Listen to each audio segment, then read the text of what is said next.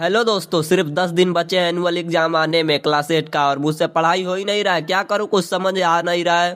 जय हिंद दोस्तों, आज है कमबैक सीरीज का डे 6। तो कैसे हैं आप लोग? स्वागत है मेरा न्यू ब्लॉग में। होली की छुट्टी होने के कारण स्कूल नहीं गया और सबसे पहले आज चश्मा पहना और बुक निकाल लिया मैथ का, क्योंकि मैथ लगाना था। और हाँ, मेरा एग्जाम का डेट शीट भी आ गया है। तो सबसे पहले एक्सरसाइज नंबर 16A का निकाला, आईटी पे उसका लेक्चर लगा दिया क्योंकि बिना लेक्चर को समझ नहीं आएगा। फिर जियोग्राफी निकाला क्योंकि याद करना था, तो जियोग्राफी याद करने लगा। जियोग्राफी याद करके मैं नहा कर रेडी हो गया और चला गया सोने, क्योंकि बहुत ज्यादा नींद आ रहा था और तबीयत भी खराब है इसलिए। फिर सो के उठा तो सबसे पहले साइंस का बुक उठाया और चैप्टर का नाम है कोल एंड पेट्रोलियम, तो उसको पढ़ने लगा। पढ़ाई करने के बाद रूम से बाहर निकला और चला गया खेत की ओर, क्योंकि दतुअन तोड़ना था। तो सबसे पहले आया और एक दतुअन तोड़ा। उसके बाद उधर मुझे तनवीर दिखाई दे रहा था, तो सीधे वो दतुअन लेके तनवीर के पास ही चल दिया। मैं भी उससे मिलना चाहता था। फिर वहां से आया तो टाइम हो गया था इफ्तारी का, तो सबसे पहले इफ्तारी किया और इफ्तारी करने के बाद और नमाज पढ़ने के बाद सीधे अपने रूम में आया और मैथ में निकाल लिया कंस्ट्रक्शन ऑफ क्वाड्रिलेटरल 17 और उसका एक्सरसाइज नंबर 17 निकाला। उसमें तो इतना सारा क्वेश्चन लगाने के बाद निकाल लिया हिस्ट्री याद करने के लिए। हिस्ट्री तो याद नहीं हो रहा था, इसलिए मैं निकाल लिया हिंदी याद करने के लिए, क्योंकि हिंदी याद हो जाता है आसानी से।